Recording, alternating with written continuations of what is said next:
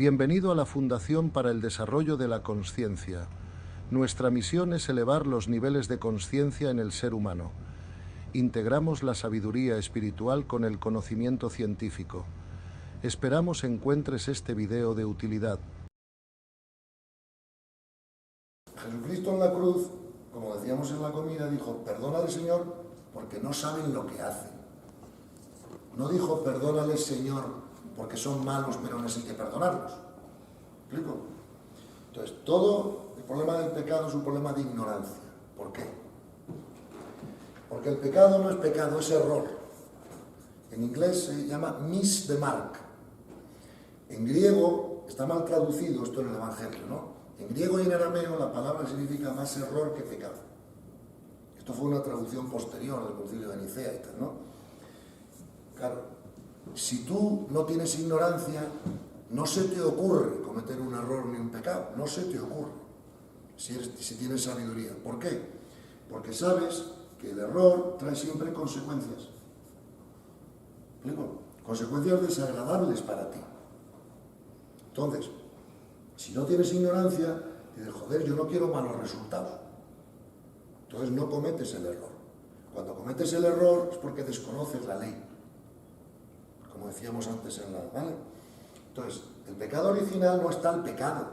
El pecado original es simplemente cómo funciona el universo. Es decir, el alma nace inocente.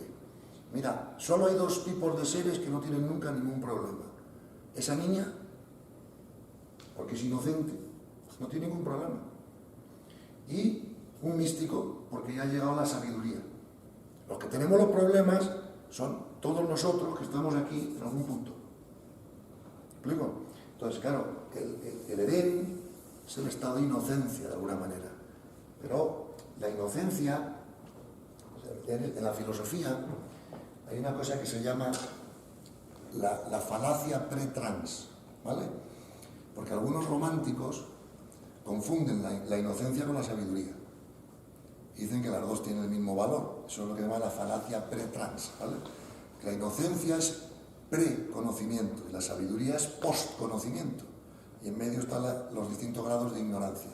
Pero no puedo equiparar la inocencia a la sabiduría. Esa niña es inocente, pero no es sabia.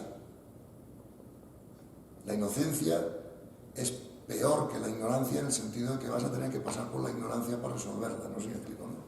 Entonces, el pecado original, el Edén, ¿vale? El paraíso, es un estado de inocencia donde no hay problema. Pues ahora andaban todos en pelotas, ¿sabes?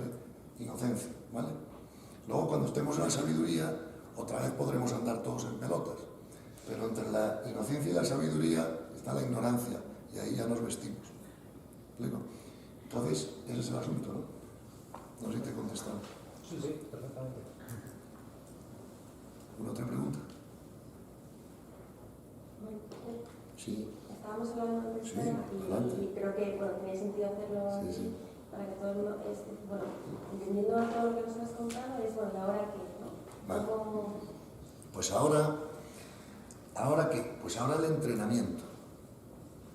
¿Sabes? Porque imagínate que tú te crees todo lo que te cuento, ¿vale? Y tú dices: coño, qué información más buena, ¿vale?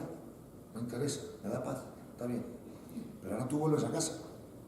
Yo no sé si tú tienes novio, marido, hijos, cuáles son tus circunstancias, pero ahora tú vuelves al mundo. Llegas a casa y tu hijo te da un grito, o te hace una trastada, o tu marido lo que sea, o tu pareja no sé qué, o en tu trabajo lo que sea, ¿me entiendes? Y ahora tú tienes que entrenarte a mantener la paz en mitad de todas esas cosas. Y por mucho que tu mente haya entendido las ideas, no vas a ser capaz de ponerlas en práctica mañana. Porque tienes que pasar por un proceso de entrenamiento. En la comida puse el ejemplo del golf, ¿no? Vamos a ver, si yo quiero aprender a jugar al golf, yo lo primero que hago es que me cojo un libro o un vídeo, un profesor, que me explica por dónde es el swing. Claro, pues si da la bola por aquí detrás o por aquí, pues no avanza mucho, ¿no? Ya está muy estudiado que el movimiento perfecto es el que es para que puedas darle la mayor fuerza posible a la bola, ¿no? Y yo voy a entender eso en mi mente. Pero paradójicamente me pongo delante de una bola y no soy capaz de plasmar muscularmente digamos, la comprensión mental que mi mente ha tenido sobre el swing. ¿Explico? Para eso tengo que dar muchos cubos de bolas para poder bajar a la memoria muscular lo que mi mente ha comprendido del movimiento, ¿no? Eso pasa en cualquier deporte.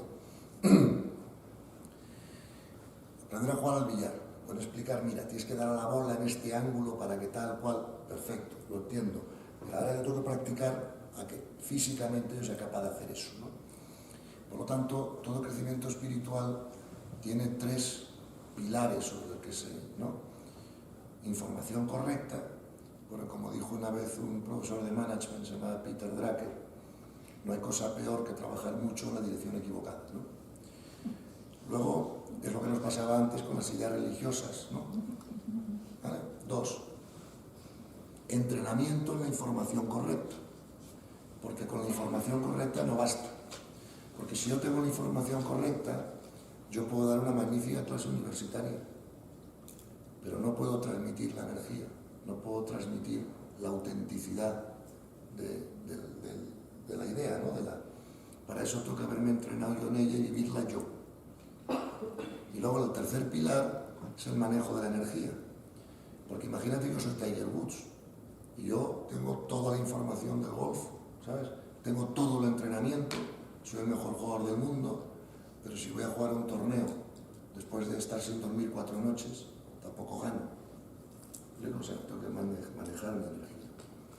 Hay una anécdota de esto muy bonita, que una vez una señora tenía una hija que era diabética y a la niña le encantaban encima los caramelos. Y la madre estaba luchando todo el día con la niña para que no comiera caramelo, porque cada vez que comía caramelo se cogía un subidón de insulina, un problema. Y esta mujer vivía a 100 kilómetros de donde vivía Gandhi. Y cogió a la niña y un carro y un buey y se hizo 100 kilómetros para ir a ver a Gandhi, para ver si Gandhi era capaz perdón, de convencer a la niña que no comiera caramelos. La señora llega donde está Gandhi, se encuentra Gandhi, está ahí con los discípulos, explicándole unas cosas, le cuenta el tema y Gandhi le dice a la señora, hija, pues yo estoy encantado de ayudarte, pero por favor ven en 3 semanas. Joder, bueno, la mujer que ha hecho 100 kilómetros, tal, bueno, pues hace 100 kilómetros de vuelta para su casa, se dispone a volver a las 3 semanas. Y los discípulos que ven eso le dicen a Gandhi, oiga maestro, ¿pero cómo ha hecho usted esto? Si esta mujer lleva 2 días de viaje para tal cual, ¿cómo le ha dicho usted venga de 3 semanas? A ver si le he resuelto el problema, ¿no? Y dice Gandhi, hijos míos, no entendéis. Yo también como caramelos. Hasta que yo no deje de comer caramelos, no tendrá eficacia lo que yo le diga a esa chica. ¿Entiendes? Entonces, por eso hay una gran diferencia entre saber acerca de algo y convertirte en ese algo. Saber acerca de algo sabes ya te da la conferencia, ya sabes. ¿Vale? Ya sabes que es multidimensional, ya sabes que son los nombres, ya lo sabes. Pero para poder convertirte en eso tienes que entrenarte. Entonces, ¿cómo te entrenas? Pues fundamentalmente cambiando tu pensamiento. Es decir, tú tienes que estar vigilando el subproducto. El subproducto es la paz. Si no tienes paz, estás pensando mal. Ese es tu entrenamiento. Voy a pensar mejor. Voy a pensar mejor. Voy a pensar mejor. Tienes que darte cuenta que no tienes ningún problema, que solo tienes oportunidades de aprendizaje. Las almas, cuando vienen a la Tierra, vienen con un destino y una misión. ¿Vale? El destino es lo que tú tienes que aprender. Y la misión es lo que tú ya tienes aprendido para ayudar a los demás en su proceso de evolución, ¿no? Entonces, cada uno de vosotros observar vuestra vida. Yo, por ejemplo, observo mi vida y digo, vamos, yo, el tema profesional, todo me fue muy bien. Oye, mucho esfuerzo, mucho trabajo, pero todo muy bien, todo muy rodado, todo sin gran esfuerzo, ¿entiendes? Entonces, claramente eso era mi misión. Pude crear literalmente miles de puestos de trabajo que ayudaron a otras familias a crecer o a mantenerse y tal. Y esa era mi misión. Otras áreas de mi vida no fueron tan exitosas. Y eso fue mi destino, ahí lo tuve que aprender. Entonces, todo lo que te cuesta en la vida, todo lo que no te sale tan bien, eso es tu destino, ¿vale? Entonces, cuando tienes una experiencia de destino, en vez de verlo como un problema, tienes que verlo como una oportunidad de aprendizaje. Pero en todo caso no puedes perder la paz, ¿vale? Voy a poner un ejemplo. Imagínate que yo, como experiencia de destino, me he casado con una mujer que es insoportable, ¿vale? Entonces, yo he hecho eso porque yo necesitaba aprender a estar en paz al lado de lo que es insoportable, ¿vale? Si yo no aprendo a estar en paz al lado de lo que es insoportable, el problema persiste, persiste y persiste, todo lo que se resiste, persiste. Hasta es un refrán en inglés, ¿no? Hasta que yo aprendo a estar en paz. Puede llegar un momento en que seguir al lado de esa mujer me va a volver loco, ¿vale? Entonces yo lo que puedo hacer es delimitar. Decir, bueno, pues me separo, porque ahora no me encuentro con fuerzas de intentar mantenerme en paz en esta situación, y me separo. Pero si me separo, que es delimitar, lo único que hago es aplazar el problema. El universo me dice, vale, perfecto, pues aplázalo y ya te pondremos otra experiencia equivalente para que cuando estés listo pases por el proceso de aprendizaje, ¿entiendes? Entonces tú, cuando observas tu destino, te das cuenta que a veces la vida te permite delimitar algunas cosas o aplazarlas. Pero, por ejemplo, imagínate que tú quieres separar de tu mujer y no puedes, porque no tenéis dinero para vivir separados, porque no puedes, por la razón que sea, ¿no? Bueno, pues si el destino te está diciendo que esa situación no te puedes escapar de ella, es que no la puedes delimitar y tienes que pasar por ella. Con experiencia de aprendizaje, a veces el destino te deja aplazar unas experiencias para cuando tengas más fuerzas de acometerlas, ¿vale? Pero en todo caso, tanto si decides pasar por la experiencia o decides delimitar, hazlo en paz. ¿Explico? Lo que no puedes hacer es separarte de tu mujer o tu marido con un cabreo. No, eso es una ignorancia y una falta de todo, ¿entiendes? Tú perdonas todo, te das cuenta que esa persona tiene limitaciones, tú también, todo es perfecto y necesario, delimitas, te separas y seguir como amigos y se acabó. No sé si me comprendes. Todo lo demás está en el ego. Todo crecimiento espiritual es, en última instancia, una pérdida sucesiva de ego. ¿Explico? Entonces, cuando tienes mucho ego, eres muy narcisista, muy reactivo, muy todo eso, ¿no? Cuando ya no tienes ego, eres inofendible. ¿Explico? Entonces, todo crecimiento espiritual es una trascendencia del ego. Cuando digo ego, me refiero a ese conjunto de cuerpos inferiores, que son la mente inferior, el cuerpo emocional y el cuerpo físico. Todo eso junto forma lo que los psicólogos, filósofos llaman el ego, ¿vale? Pues todos tenemos ego, y el ego es muy necesario para el crecimiento espiritual, no tiene nada de malo. Era necesario para mejorar el instrumento, para evolucionar sobre los animales, tal. Pero si quieres llegar a ser un ángel, tienes que trascender el ego. Y como tú y yo, los dos, sí o sí, vamos a acabar siendo un ángel, pues cuanto antes trascendamos el ego, mejor. ¿Me explico? Ahora bien, tienes que comprender que para trascender el ego más fácilmente tienes que comprender su funcionamiento, ¿vale? Porque yo trasciendo más fácil lo que comprendo, ¿no? Pues el ego tiene dos necesidades básicas, que todos vamos a reconocer en cuanto las mencione, ¿no? La primera necesidad del ego es la necesidad de control / seguridad, ¿vale? La primera necesidad del ego es que no me pase nada físicamente, que no pierda lo que tengo, que todo lo de ahí fuera esté como a mí me gusta. Eso es lo que el ego busca todo el rato, ¿no? La segunda necesidad básica del ego es la necesidad que tenemos todos de ser queridos, respetados, admirados, admitidos por los demás, ¿vale? Y toda nuestra vida está muy condicionada de que los demás piensen bien sobre nosotros, ¿vale? Eso nos pasa a todos, ¿sí o no? Vale. Entonces, tienes que soltar esas necesidades del ego, ¿vale? ¿Cómo se suelta? Comprendiéndolas. Entonces, por ejemplo, cuando alguien llegue y te diga, ¿me puedes decir cómo te llamas, perdona? Sí. Patricia. Cuando alguien venga y te diga, Patricia, eres estupenda. ¿Sabes? No, Patricia, eres estupenda.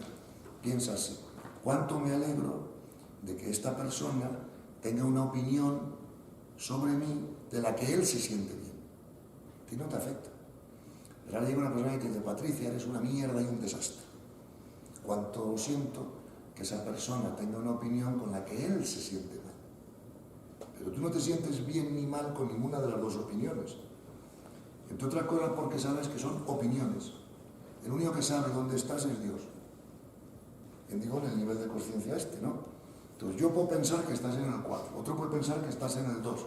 Los dos estamos equivocados, probablemente. Luego, ¿de qué te importa lo que piensen los demás? Lo que te importa es lo que piensa Dios, porque Dios sabe dónde estás. ¿Entiendes? Entonces cuando sueltas eso, es cuando tienes paz. Porque si no, tú estás dando el control de tu felicidad a los demás. Porque claro, llegan 3, te dicen que eres una mierda y ya te han jodido todo el día. ¿Me comprendes? Y esos 3 probablemente son más ignorantes que tú, para empezar. Luego, lo que yo no voy a hacer, igual que no le doy a manejar mi dinero a un idiota, porque lo va a perder, no le doy a manejar mi felicidad a otro idiota. Eso tiene lógica, ¿no? Claro. Entonces yo, si alguien me dice, Gonzalo, eres la leche, ¿verdad? ¿Cuánto me alegro que este tío tenga una opinión con la que él se siente bien? Y luego viene uno y me dice, Gonzalo, eres un imbécil. Oye, pues cuánto lo siento que este tío tenga una opinión con la que él se siente mal. Yo me siento igual de bien con las dos, porque yo no soy ni la leche ni imbécil. Soy lo que soy. Y lo que lo sabe es Dios, no este ni el otro. No sé si me comprende. Entonces, ¿cuál es el problema? ¿Tiene sentido? Así es como vas creciendo, soltando ego, comprendiendo el mecanismo. Claro, si tú te das cuenta que tu paz depende de lo que otro opine, lo primero que tienes que hacer es darte cuenta, porque si no te das cuenta no lo resuelves. ¿Vale? Ahora tienes que entrenarte y cada vez que venga alguien y te diga, eres una pesada, o eres una idiota, o lo que sea, pues muy bien, es su opinión, tiene derecho a tenerla. ¿Qué le vamos a hacer? ¿No? ¿Cuál es el problema? No sé si me entiendes. Tiene sentido, ¿no? Si no, no tienes paz. O tu paz es condicionada a que no venga un ignorante y te diga que eres una mierda. Es que, ¿explico? Perdona. Sí, ¿podrías comentar, ya mencionaste antes del tema de la energía vital y demás, pero creo que en la comida te he oído así de refilón, pues si podrías comentar algo más de ese tema. ¿En qué aspecto te gustaría que lo comentara? Bueno, para empezar no lo había oído, entonces cualquier información seguro que es bienvenida. Pero vamos a ver. En primer lugar, tenemos que comprender que todos somos energía. No somos materia. Ni siquiera el cuerpo físico es materia. Es energía. Y además es energía informada. Porque si no tuviera información, no tendría forma. Sería energía dispersa, ¿no? Entonces, todos nosotros tenemos una energía vital que es la que nos corresponde a cada uno por nuestro nivel de conciencia. Esta energía vital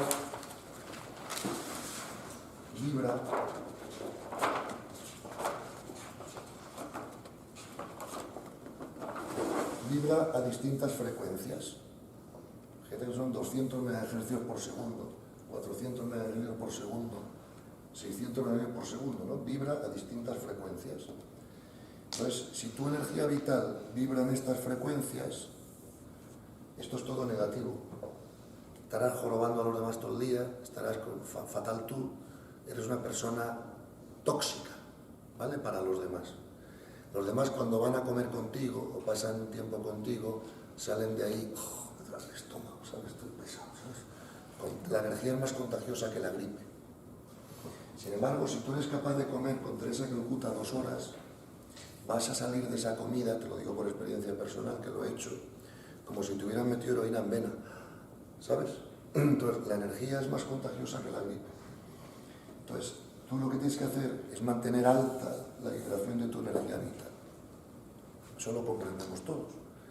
Ahora la cuestión es, ¿y eso cómo se consigue? ¿Vale? Y es lo que yo decía antes, que no se consigue a través de la comprensión y la paz interior.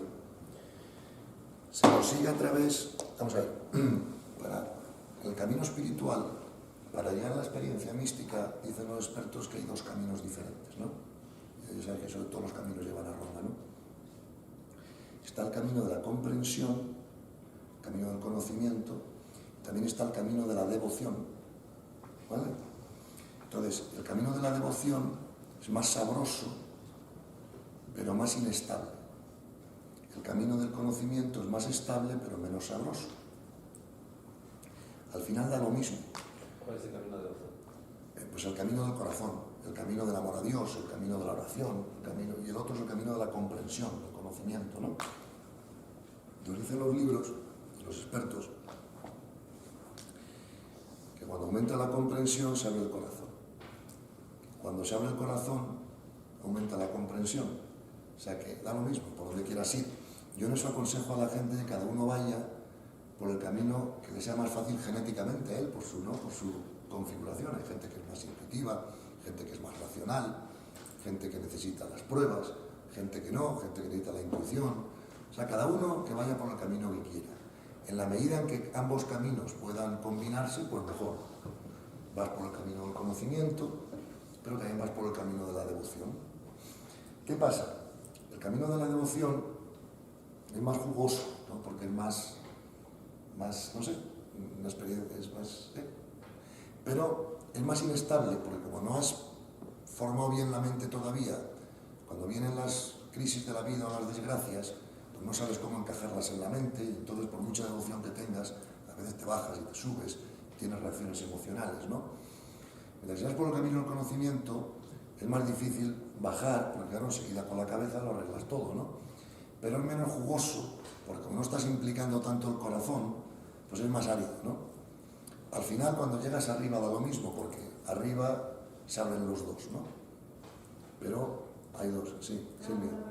¿Cuál de los dos es más rápido? Vamos a ver. Fíjate.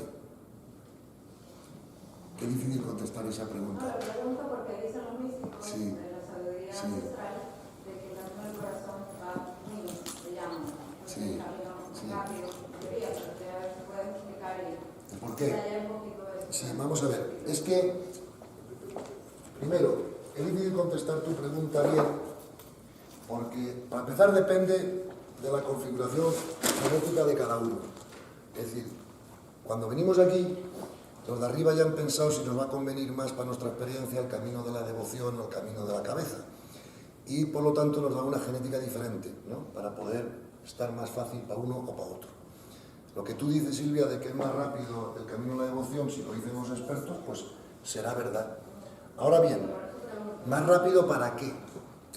Vamos a ver este matiz también, ¿no? Más rápido significa llegar a la Sí, iluminación, claro. al freedom, Pero es que, exacto, pero es que la iluminación, como vemos, esto es otra cosa importante de comprender. Vamos a ver. La iluminación, como vemos en esta escala, la iluminación es lo morado, ¿no? Entonces, la iluminación no es un evento, es un proceso. Entonces, fíjate, si me preguntaras a mí, yo te diría que el camino de la mente es más rápido para llegar a la paz. Como hemos hablado muchas veces y como sabemos todos. Sin embargo, el camino de la devoción es más rápido para llegar al gozo, que es el objetivo final. Entonces, si estamos hablando de la iluminación como el gozo, entonces yo te diría que el camino del corazón puede ser más rápido. Si estamos hablando de los primeros niveles de la iluminación, que es la conquista de la paz, entonces quizás sea más rápido el camino de la mente. Lo que pasa es que el camino de la mente llega a la paz y se para. Y para llegar al gozo tienes que abrir el corazón, que es la devoción. Porque el objetivo del camino de la mente es la paz. El objetivo del camino de la devoción es el gozo. Entonces, por eso digo, contestar a esa pregunta tiene truco. Pero el gozo está por encima de la paz. Sin duda. Entonces, sin duda alguna, tal vez lo que apunta el gozo es el corazón. No puedes llegar directo al gozo sin pasar antes por la paz. No se saltan etapas. Entonces, eso es así, ¿eh? Evolutivamente hay que pasar por todas las etapas. Hombre, si eres San Pablo y tal, te las quitan de golpe, ¿no? Pero aún así ha pasado por ellas, ¿me explico? O sea, entonces, como tienes que para llegar al gozo, tienes que pasar por la paz. Además, mira, cada uno tiene que contar hasta donde pueda su propia experiencia, ¿no? Yo, personalmente, he hecho más el camino de la mente. Sé que me ha llevado a la paz bastante rápido, pero sé que para llegar al gozo tiene que abrir el corazón. No sé qué me hubiera pasado si hubiera hecho el camino de la devoción, pero a lo mejor yo no estaba genéticamente preparado. O sea, no era yo soy un hombre más bien mental, yo quiero entender las cosas, yo quiero poder probarlas hasta donde se pueda, y bueno, a mí me ha funcionado así. y no sé si te contesto a la pregunta, pero es que depende, ¿no? A qué punto de la iluminación quieras llegar y cuál es más rápido que otro. Voy, Virginia. Respecto al tema de lo rápido, Sí. yo no sé por qué hay que ir rápido. No, no, no. Quería contar esta anécdota. Sí. Hace muchos años, Sí. pues el amigo de un amigo, pues estaba en la India y conoció a un colombiano y volvió a Madrid colombiano unos días más tarde. Entonces, mi amigo me invitó y hicimos un paseo por la casa de Carlos. Sí. Estaba, digamos, un cambio espiritual, desarrollándose. Y yo, mucho antes, o sea, aún más joven, pues había hecho algunas experiencias tántricas y le pregunté por el tantra, ¿no? Y me dijo, sí, claro, el tantra es rápido, o sea, por eso te gusta tanto el occidente, porque como el occidente queremos siempre resultados, pues es rápido, pero digo, mira, y me dijo una cosa muy simple, y me dijo, mira, esto es como ir a 40 km por hora o a 160, vas más rápido a 160, pero te puedes estirar más fácilmente a 160, por ejemplo. Y yo digo un poco que todavía creo que No, tiene mucha razón tu amigo, porque mira, todos los expertos de la evolución de la conciencia te dicen, claro, que en cualquier etapa puede haber sus problemas específicos. Entonces, evidentemente, si tú vas más rápido y no integras totalmente la etapa anterior, puedes tener más problemas en la etapa siguiente, ¿no? Y tienes razón tu amigo. Yo creo que no hay ninguna necesidad de ir rápido. La única necesidad es, como hemos visto antes, dejar de sufrir. Porque hasta que tú no llegas a estos niveles, tú no dejas de sufrir. Sufres menos aquí que aquí, pero sufres. Entonces, la rapidez es dejar de sufrir. Pero bueno, como muy pocos aquí vamos a llegar en esta vida a nivel morado. No estoy de acuerdo. No estoy de acuerdo. Realmente no estoy de acuerdo. Yo te diría lo contrario. Yo te diría, si tú comprendes estas ideas, las empapas, las comprendes, liberas la mente de las limitaciones pasadas y te propones a ello con intensidad, o sea, que se convierta en tu primera prioridad, yo creo que tú llegas aquí en esta vida. Pero tiene que ser... Pero bueno. Pero antes has dicho que a ese grado de iluminación, solamente lo he dicho que a lo mejor estoy, ¿no? Que ese grado de iluminación muy pocos han llegado hasta ahora históricamente. Es decir, que estamos en una época que es que podemos, mucha gran parte de la humanidad... Se está acelerando todo. Se está acelerando. Sí. Pero por otro lado... No, es que me parece muy bien el tema de lo que has dicho del golf, ¿no? Y ahora de alguna manera también supongo que las almas bajan, pero porque sepan que hay que practicar lo suyo, ¿no? Pero y pensaba que con esto la paz, está muy bien tener la paz, pero yo creo que es importante saber que la paz, o sea, que no hay que confundir. O sea, que hay que trabajar todas esas cosas, que tiene que ser mucho trabajo, que no es en paz porque... Porque yo creo que además yo no tengo mucho contacto, bueno, planteamos siempre el tema de desarrollo espiritual, pero estoy un poco a veces como interesado, pero estamos en el mundo más aquí, tal igual, ¿no? Pero una de las cosas que sí me pareció es que es complicado, y hay que tener mucho cuidado, de desarrollarse espiritualmente y pensar que no está desarrollado espiritualmente. Especialmente consciente con esto, parece lo que dice mi amigo, como siempre queremos resultados, uno quiere ser estupendo, ¿no? Y yo creo que todo eso exige, o sea, como que sabes que hemos venido aquí a aprender. Si por eso no tenía muy bien el tema de la rapidez, al contrario, pues, si para aprender las dificultades que nos trae la vida son precisamente para desarrollar nuestra alma, creo yo. Claro, por supuesto. Pero en la medida en que... Vamos a decir dificultades para desarrollar. Claro, pero en la medida, mira, hemos venido a aprender disfrutando y actuando. No hemos venido a aprender sufriendo y a ser pasivos. Entonces, tú tienes que actuar sin apegarte a los resultados de tu acción. Y eso te dará siempre paz. Tú actúa, da lo mejor de ti y deja que los resultados queden en manos de Dios. Eso es lo que hemos venido a aprender. Entonces, en la medida que lo aprendas más rápido, dejarás de sufrir más rápido. Eso es todo lo que está en juego. Si no, te van a dar todo el tiempo del mundo. No hay problema. Perdona, Virginia. Al hilo del tema del rápido, del espacio, corazón a razón, mi sensación es que, como tú bien dices, al final esto es una experiencia, esta es una. Sí. Pero viene como consecuencia de otra. Claro. Probablemente, pues en tu caso, como nos dices, tienes en este caso una experiencia más desde la razón, porque en otras vidas o en otras experiencias... A lo mejor he hecho más el de la emoción. A lo mejor la parte del corazón ha sido la que más has trabajado. Sí. tuyo, ¿eh? O sea, No, no, puede ser. como el comentario, vamos. No tengo ni idea, a lo mejor había trabajado años más y ahora me tocaba trabajar el coco, yo qué sé. Claro, digo que es Al final no lo sé, yo solo sé lo que he hecho, ¿no? O sea, yo estoy contigo que yo creo que el ejercicio individual de cada uno es buscar de qué manera tú tienes, o sea, cuál es tu capacidad y desde esa capacidad potenciarla. mira, el desarrollo espiritual de la gente, estoy de acuerdo contigo. Vamos a ver, ahora voy contigo, ahora voy contigo. El nivel de conciencia, esto no lo he explicado porque es que no da tiempo a explicar en 3 horas todo, porque son 8.000 horas. El nivel de conciencia es la nota media de 20 líneas de desarrollo individual. Estas 20 líneas forman lo que se llama un psicograma, ¿vale?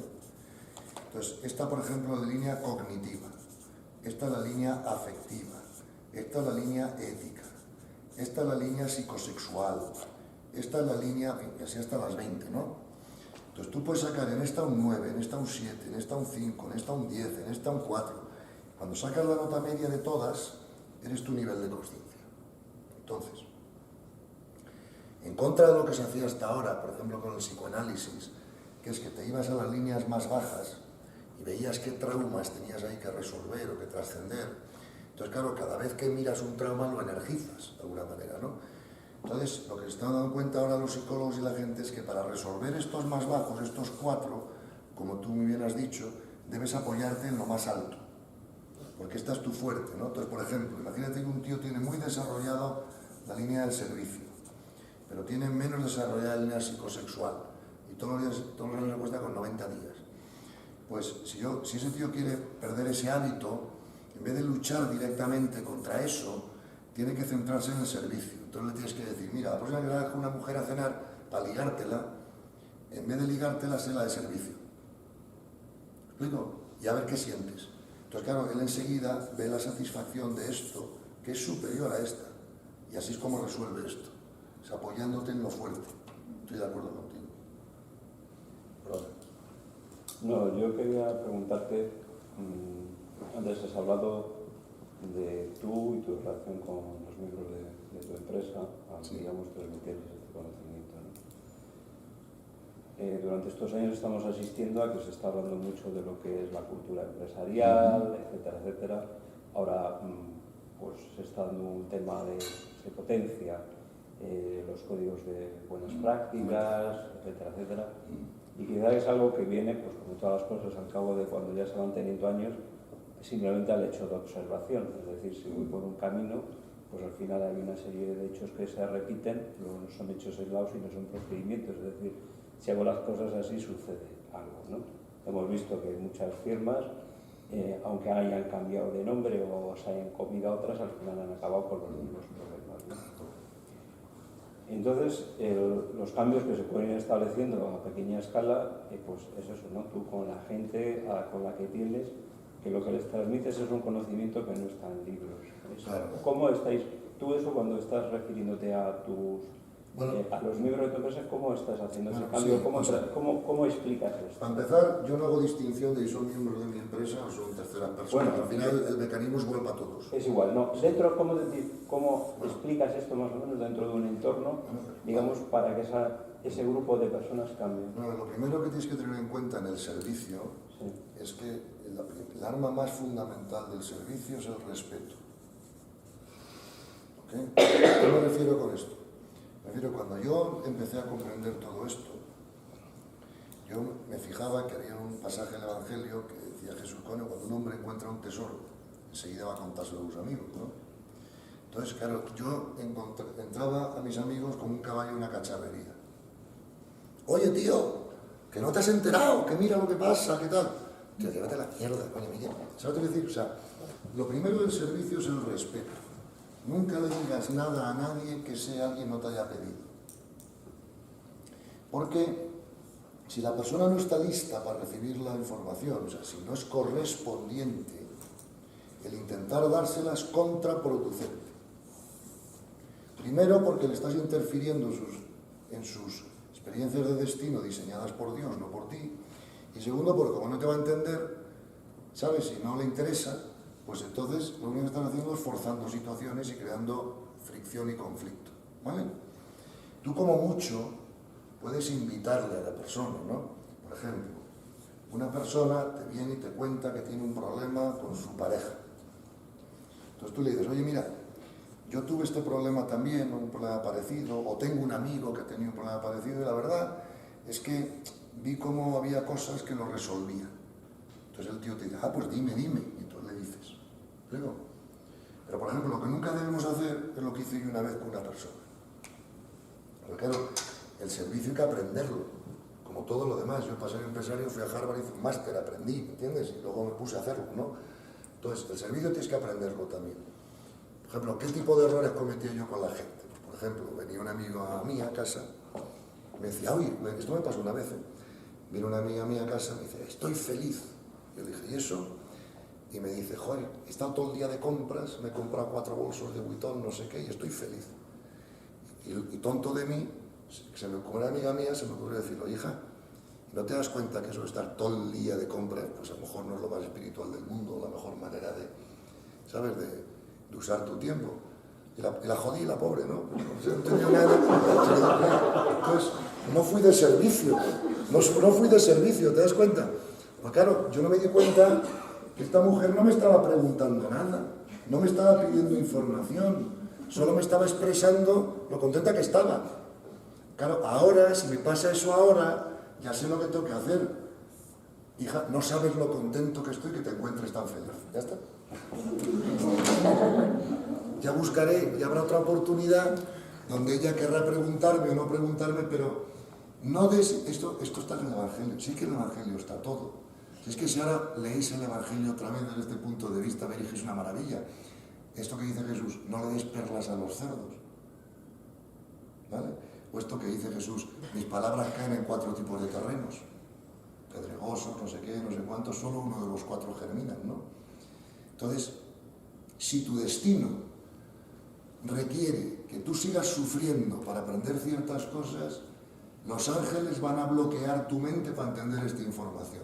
Porque esta información te va a liberar del sufrimiento. Y si tú no debes liberarte del sufrimiento todavía porque tienes que aprender cosas en tu destino, los ángeles no van a dejar que la comprendas. Ya te lo puedo explicar en rojo, en amarillo, en morado, da igual. ¿Me comprendes? Con lo cual, en general, en el servicio es más eficaz que esperes a que la gente te pida la información. Yo no he salido al periódico a contar esto, yo no voy a la televisión a contar esto, yo le cuento en mi casa a la gente que viene. Supongo que la gente que viene es porque quiere enterarse, porque no vendría. ¿Explico? Entonces, ¿qué pasa? A veces en las empresas queremos cambiar la gente y queremos cambiar la empresa, pero realmente no queremos ser de servicio, lo que queremos es que todo funcione mejor, que sea más eficaz, que haya menos problemas. Eso no es necesariamente querer ser de servicio, eso es querer aumentar la eficacia. Ser de servicio no tiene nada que ver con ningún resultado, tiene que ver con que la gente deje de sufrir, ellos, sin que haya ningún resultado para ti. ¿Entiendes? Entonces, yo en la empresa a la hora de explicarlo, lo explicaba como lo explico aquí. Lo explicaba que quería entenderlo. Yo a lo mejor tenía cientos de empleados y solo 40 de los 100 o 200 se interesaban por esto y los otros 60 pues les dejaba estar. Yo me explico, ¿qué vas a hacer? El que no tengas el egoísta, yo mejor para mí, pues vamos a ver, de alguna forma es siempre que haces algo, te gusta hacerlo, digamos, tienes satisfacción porque sabes que te vuelve. Cuando tú, yo a lo que me refiero es en ese contexto en que una empresa, si todos tienen sus problemas, más tienen sus problemas con lo que tienen alrededor de sus trabajos, ese contacto con el cliente, ¿de qué forma o cómo transmites ahí para que, sin decir eso que estás diciendo ir, porque no vas a resultados, a superar la cuenta de resultados, sabes que la cuenta de resultados te va a venir mejor porque esas personas van a estar bien, se van a encontrar, se va a generar algo. Más o menos eso, ¿cómo lo hacías? Pues uno a uno, o sea, en conversaciones, y sobre todo con el ejemplo. Claro, si la gente veía que pasaba lo que pasaba en la empresa, yo estaba siempre en paz, siempre con la mente amplia, siempre con una sonrisa, siempre con no sé qué, la gente no es idiota, la gente lo ve, ¿eh? Y luego la gente ve que esto produce resultados, porque esto atrae a los clientes. Resulta que los clientes venían a verme, yo me dedicaba a la banca privada. Sí. La banca privada es gestionar, ¿vale? ¿Qué? Que sí, que nos conocemos. O sea, No conocemos, vale, vale. Yo me dedicaba a eso, ¿no? Entonces la gente se asombraba porque venían los clientes a la oficina, teníamos a lo mejor una reunión de 2 horas, y los primeros 10 minutos despachábamos la cuenta y los otros 90 minutos que el tío se quedaba ahí, pues hablábamos de la vida, de sus problemas y tal. La gente ya, lo que le emplearon, ¿no? ¿Sabes? Pero los clientes volvían y volvían y volvían. Y al final les importaba una mierda lo que ganaran con la cuenta, lo que querían eran los 90 minutos de conversación, ¿no? Entonces se daban cuenta, sí, entonces todos los demás se daban cuenta que eso era una muy buena estrategia de marketing, ¿no? Porque, claro, ¿entiendes? Entonces fíjate, lo importante en la empresa es que tú te des cuenta que la empresa, a mí me gusta comparar la empresa a un iceberg. Entonces, tú tienes un iceberg, tú sabes que en el iceberg solo el 10% del hielo está por encima del agua y el resto del iceberg está por debajo y no se ve. Por eso el Titanic se la pegó, ¿vale? Entonces, tú fíjate que todo el trabajo que se hace en la empresa o alrededor de la empresa se hace a este nivel. Claro, si tú contratas unos consultores para que te mejoren la empresa, para que te den ideas, todos trabajan aquí. Procesos, recursos humanos, producción, marketing, todo esto está aquí. Pero lo que verdaderamente hace tener éxito en una empresa es lo que está por debajo del agua, los niveles de consciencia de los que ahí trabajan. Pero nadie se ocupa de esto. Nadie. No hay ninguna consultora que te ayude con esto. Nadie, no. Tus compañeros de trabajo, tus socios, lo que sea, ni son conscientes. Entonces todo el esfuerzo está puesto aquí. Pero esto es siempre la subcausa. La causa está aquí. Entonces lo que va a cambiar ahora en el mundo de las empresas es una mayor concienciación de que el problema está aquí. Todo esto es una manifestación perfecta del conjunto de esto de la empresa. ¿Entiendes? Entonces, yo lo que quiero es ayudar a las empresas a trabajar aquí.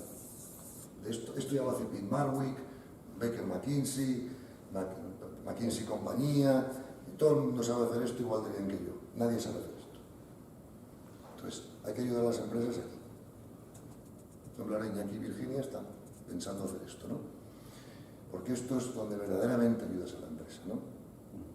Primero, conscienciándose de que esto es una causa importante de todo lo que ocurre aquí. Y segundo, toda mejora tiene que empezar por aquí. Por eso digo yo evolucioné mucho en mi empresa, ¿no? En los primeros años de mi empresa, yo fichaba gente de grandes currículums, másters en Harvard, aquí y allá, ¿entiendes? Grandes IQs, ¿vale? Y esto no me funcionó bien, porque hay un refrán que dice que la diferencia entre el sobresaliente y la matrícula de honor es un 4%. Pero la diferencia entre la lealtad y la deslealtad es infinita. A mí que me sirve tener un tío aquí súper brillante, que lo único que hace es crearme problemas con todo el mundo, egos, algún día sale de la empresa y lleva a los clientes, vete a saber, ¿no? Entonces yo prefiero fichar gente de alto nivel de consciencia. Y a esos ya les enseñaré lo que tengo que enseñar de la técnica. Es más fácil enseñar técnica a un alto nivel de consciencia que enseñar consciencia a un alto nivel técnico. Entonces cambié de manera de pensar y empecé a relacionarme, a fichar más gente de este nivel de consciencia, ¿no? Entonces esta idea de la empresa como el iceberg es muy potente a la hora de tener en la cabeza, es porque saber que tienes que actuar aquí. El problema es que la actuación aquí es 1 a 1. ¿Entiendes? El cambio de consciencia es 1 a 1.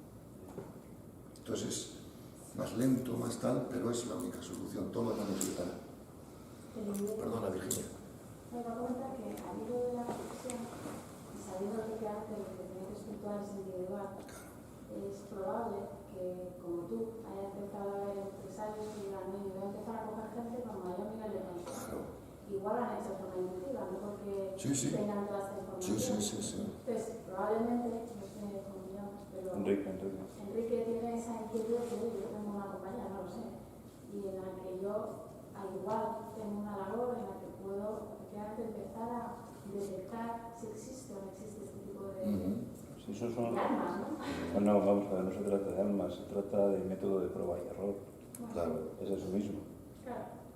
O sea, y cuando pasas por una crisis y aparte has visto las otras crisis que es por ahí, pues es un método de prueba y error, te das cuenta que algo, efectivamente aquí yo no estoy pensando en una evolución ni al 4 ni a ser moro arriba, ¿no? No, al 4 no, porque se te irían de la empresa, claro. Se iría.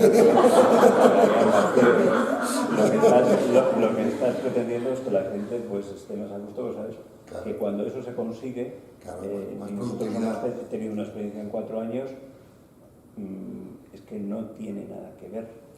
La compañía cambia, ¿no? O sea, No, es que cambia, es que ese es el primer cambio. Perdón, Enrique, ¿tu empresa de qué se...? O sea, nosotros lo que tenemos es un despacho de tributario y fiscal grande, Ok, pues perfecto. una empresa de auditoría, ¿no? Ok. Y entonces procedemos pues desde la Sí, administración. no, lo tuyo es un No, servicio, no, depende de las personas, claro. O sea, No, que pero tú no tenemos- vendes un producto, Ya, vendes pero- un asesoramiento. Ya, pero que tenemos la experiencia ya, o la experiencia de venir pues, de las grandes firmas y bueno, todo el entorno de muchos años ya. Claro. Entonces, simplemente por la observación has visto que lo que Sí, sucede y sí, cómo, claro.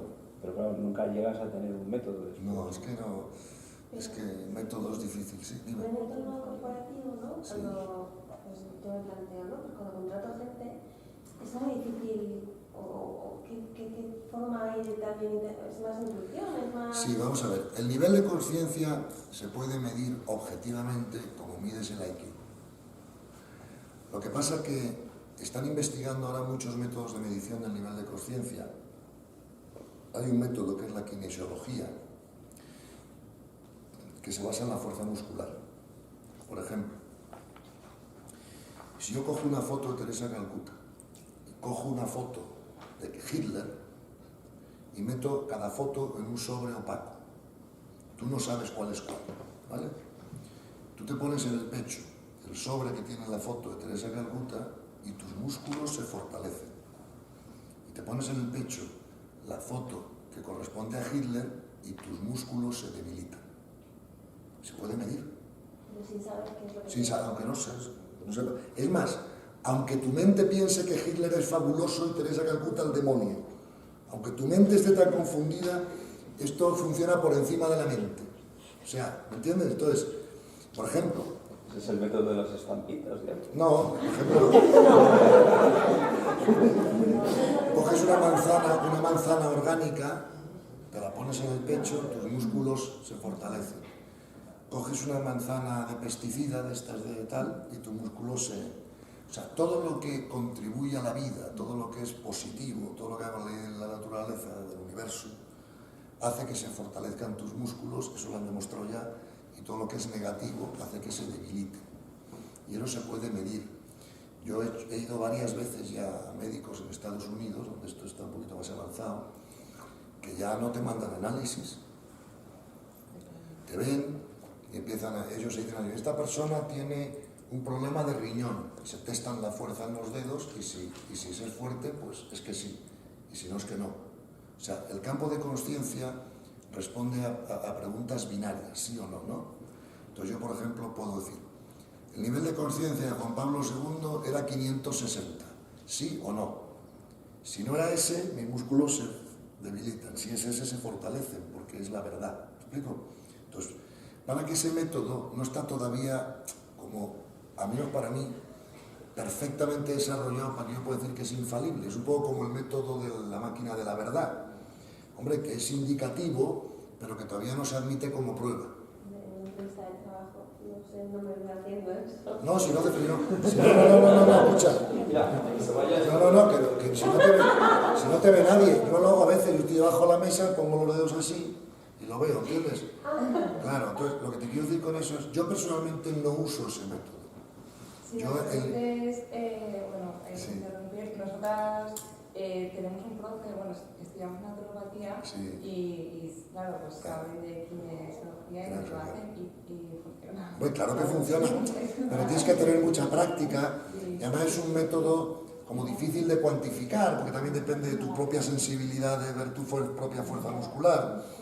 Pasa un poco, por ejemplo, como con las pruebas de ADN. ¿Te acuerdas que al principio no tenían fuerza probatoria en la corte? Y cuando fueron perfeccionando el propio método de testar, ya empezó a tener fuerza probatoria, ¿no? Pues con eso está pasando lo mismo, estamos en los métodos incipientes. Por lo tanto, como yo no confío tanto en mi sensibilidad para ver si realmente el dedo se me ha debilitado o ha sido una sensación mía, ¿me entiendes? Yo lo hago de otra manera. Yo veo el nivel de conciencia de la gente nada más entrar por la puerta.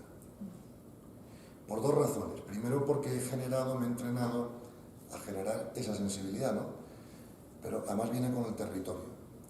Pero claro, porque cuando tú quieres ser de servicio, el universo te da las herramientas. El problema es que para ser de servicio tienes que saber cuál es el nivel de conciencia de la persona. ¿Vale? Te pongo un ejemplo. Viene una persona a verme y me dice que tiene problemas sexuales. Entonces, yo tengo que saber si el tío está en el nivel 2, en el 3 o en el 4. Si está en el nivel 2, ese tío está violando gente. Entonces, a ese tío tengo que decirle, oye, ¿por qué no te vas de putas? Claro, si está en el 3 bajo, como ya se está yendo de putas, le tengo que decir, oye, ¿por qué no tienes una pareja estable? ¿Me explico? Para ayudarle a crecer, ¿no? Una vez que tiene una pareja estable y tal, le puedo decir, oye, ¿te das cuenta que el sexo también lo puedes soltar? Pero claro, si le digo que suelte el sexo a uno del nivel 2, no le estoy siendo de servicio, porque le estoy proponiendo algo imposible. ¿Te das cuenta?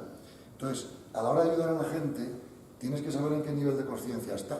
Imagínate que yo encuentro un tío del tercero bajo y le digo, tío, dedícate al servicio. Joder.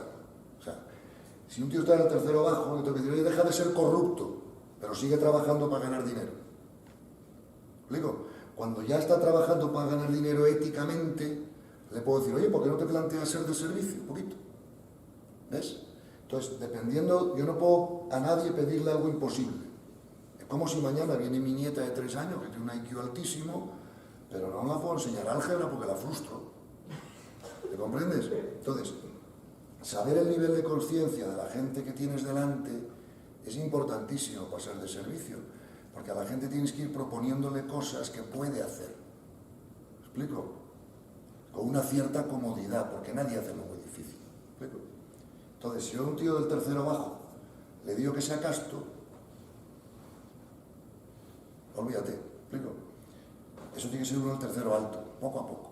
¿Me explico? Entonces, generas esa habilidad. De todas maneras, el nivel de conciencia determina toda tu vida.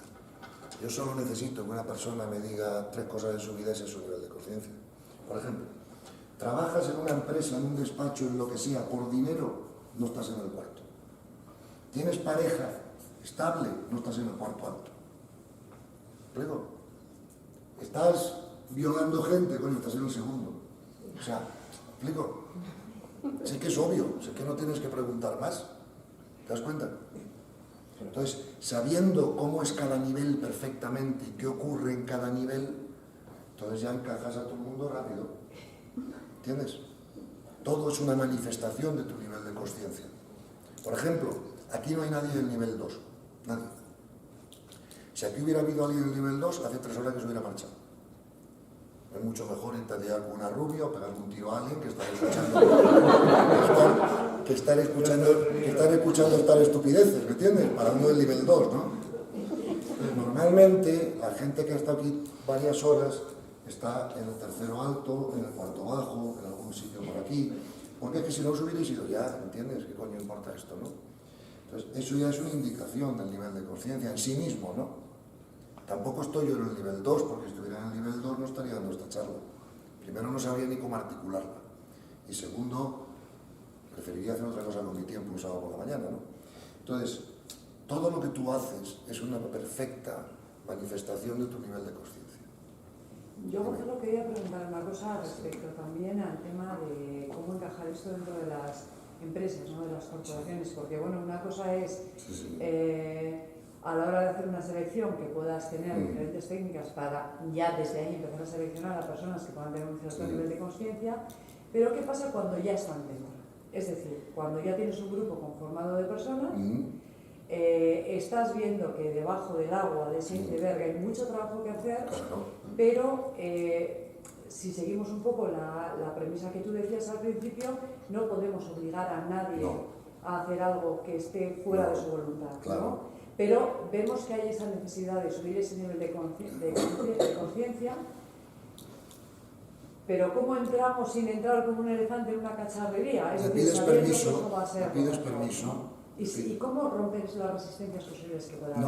Porque en muchas organizaciones ocurre que se detecta, o ya están detectadas muchas veces las personas tóxicas, ¿no? Pues delimita. Si son tóxicas, fuera. No puedes hacer más. Tú delimita, porque además, si son tóxicas porque tienen un nivel de conciencia bajo, ellos no son culpables. Esas personas a lo mejor son mucho mejores que tú, lo que pasa es que son más jóvenes. O sea, vamos a ver. Sí, sí. Si aquí viene mi nieta de 2 años que tiene un IQ de 160, ¿es peor que tú? Hombre, claro que sí, hijo. Ahora sí, coño, tú das 1000 vueltas. ¿Entiendes? De madurez, de conocimiento, pero espérate que tenga tu edad. Y entonces los comparo. ¿Me explico? Entonces tú no puedes pensar, o sea, esta es la enorme diferencia entre, que a mí me costó tantos años aprender, pero que me ha salvado la vida cuando la he aprendido, ¿no? Mira, yo he oído siempre en el Evangelio, en todos los maestros espirituales de Oriente y de Occidente, que no podemos juzgar. Hay tantas, no juzguéis y no seréis juzgados. Los maestros de Italia, no tenéis información para juzgar aunque lo queráis hacer, ¿entiendes? Pero yo no podía no juzgar porque mi mente pensaba que si yo no juzgaba, caía en el relativismo. Esto es igual que esto, ¿no? De manera, como no juzgo, pues ancha Castilla, da igual violar a un niño que decir misa, ¿no? O sea, entonces, un maestro espiritual que me dio la solución al problema, joder, para mí eso fue una apertura de mente acojonante, ¿no? Porque me dijo, no, macho, que es verdad que no tienes que juzgar y tampoco puedes ser relativista, lo que tienes que aprender es a discernir. Y yo le dije, ¿qué diferencia entre discernir y juzgar? Y él me contestó muy rápidamente, mira, muy fácil, cuando tú estás juzgando, tú estás viendo, y además de ver, le estás metiendo una carga emocional propia a ese ver. ¿Me explico? Y por eso esto te agrada y esto te desagrada, esto te produce aversión y esto no. ¿Me explico? Pero cuando tú estás discerniendo, tú estás viendo, igual cuando juzgas, oye, esto es de más nivel de conciencia que esto otro. Pero no le estás poniendo carga emocional propia, porque sabes que tanto esto como esto es perfecto y necesario. Y además no se le puede pedir peras al alma. Entonces, un alma joven, por muy brillante que sea, por muy tal, no ha pasado por ciertas experiencias que un alma más vieja, más tonta incluso, ¿sabes? Cualquier persona de 40 años tonta sabe más que mi nieta brillante. ¿Me explico? Simplemente porque necesita tiempo, ¿vale? Entonces, eso es el discernir. Te das cuenta que esto es tóxico, pero te das cuenta que esa persona no es culpable. Entonces ya no le metes carga emocional propia. ¿Me explico? Simplemente lo disciernes. Ahora, a lo mejor con la gente tóxica es delimitar. Y que se vayan a su casa o a otro sitio, cuando dejen de ser tóxicas, a lo mejor estás dispuesta a readmitirlos. ¿Me explico? Pero la toxicidad energética, sobre todo una empresa, no te digo en una familia, ¿no? Claro, en una familia tienes otras correspondencias, si tu hijo es tóxico, si tu hermana es tóxica, pues no la puedes delimitar. O sea, tienes que ayudarla a estar ahí, porque, joder, son correspondencias especiales, ¿no? Pero una empresa no es así. Una empresa tiene sus objetivos, una empresa tiene que ganar dinero para subsistir, una empresa tiene que mantener el puesto de trabajo de todos los demás que no son tóxicos. Entonces, una empresa tiene la obligación moral de delimitar con el tóxico. Claro que sí. A mí eso me ha costado siempre mucho, porque siempre me ha costado despedir a alguien. Pero comprendí que esa dificultad de despedir a alguien no venía de la caridad, sino de la limitación de mi ego. ¿Entiendes? Lo caritativo es despedirla cuando es tóxico. Para los demás que están en la empresa y para el tóxico. ¿Entiendes? ¿Y cómo actúas cuando tú no tienes esa capacidad de decisión, pero has identificado que está pasando eso? Bueno, pues entonces si tú no tienes la capacidad de decisión, para ti es una experiencia de destino y no puedes hacer nada. Yo siempre tuve la capacidad de decisión en mi empresa porque era el dueño y el jefe, entonces pues no podía delegar en otros las decisiones. Pero si no tengo la capacidad de decidir, hay un refrán en inglés que dice, donde no hay alternativa no hay problema. ¿Me explico? Sí, pero claro. No estoy muy de acuerdo, quiero decir, porque sí hay problema, porque Ya, está afectando a todos. Sí, ya, pero no hay problema en el sentido que no hay nada que tú puedes hacer. Para ti esa es una situación de destino que tienes que aceptar. O sea, la vida te está diciendo, esta experiencia de aprendizaje no te la puedes saltar. Porque si te la pudieras saltar, tendrías capacidad de decisión para echarlo. Esto que te voy a decir ahora es una opinión personal, ¿vale? Lo sé por revelación, no mía, pero de otros. ¿Vale? Hay como 20.000 millones de almas que están adscritas a este colegio, el de la Tierra. Pero solo hay 6.000 millones de cuerpos. Hay 6.000 millones de habitantes. Con lo cual esto quiere decir que muchas almas tienen que esperar bastante para volver. Porque no hay cuerpos suficientes. Ahora, hay más almas en el universo que cuerpos físicos. Y continuamente va variando el número de almas. Porque Dios las sigue creando, pero otras ya se van fusionando con Él porque han acabado el camino de ascenso.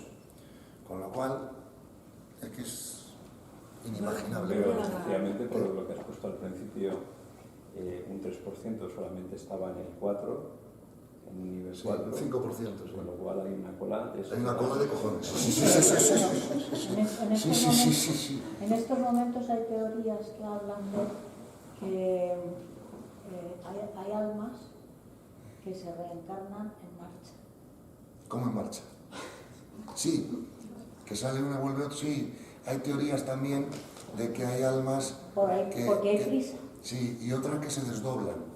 Y que sí, vamos a ver, el alma nunca trae toda su energía aquí, nunca. ¿Vale? Siempre deja una parte de su energía arriba, ¿no? De hecho, están investigando ahora que cuando dormimos por la noche, descansamos porque el alma se va a casa. Pero sigue conectada al cuerpo a través de lo que se llama el cordón de plata. Y entonces, si te pegan un codazo y te despiertan, el alma vuelve a una velocidad infinita. ¿Sabes? Mucho más rápido que el alma, ¿no?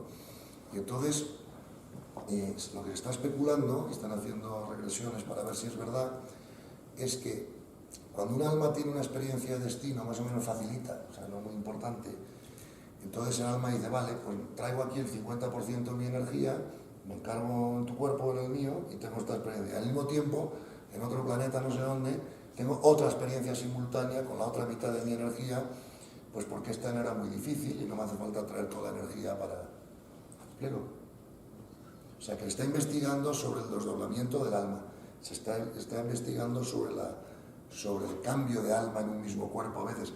Por ejemplo, si escuchas a Gerardo Smedling, él atestigua que lo que le dijeron los maestros es que en el caso de Jesucristo eso es lo que ocurrió.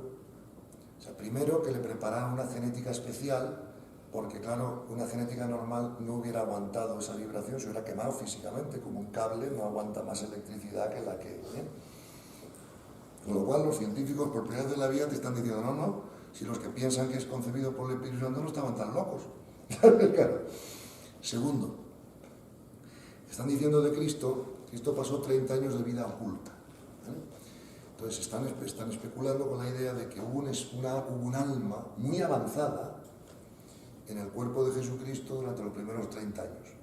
Ese alma contribuyó a seguir preparando la genética, no sé qué, no sé cuántos, y de repente, cuando iba a empezar su vida pública, ese alma se largó y vino a la conciencia crística.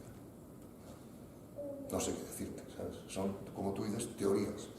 Muy bonitas. Esa es otra mística. ¿Sí? Que esa es otra mística de los Cristos. Sí, pero yo no, claro, pero, o sea, yo no te lo puedo demostrar, o sea, es que aquí es muy importante ser preciso, ¿me entiendes? Si tú me preguntas algo, está demostrado por la ciencia, yo te digo, esto está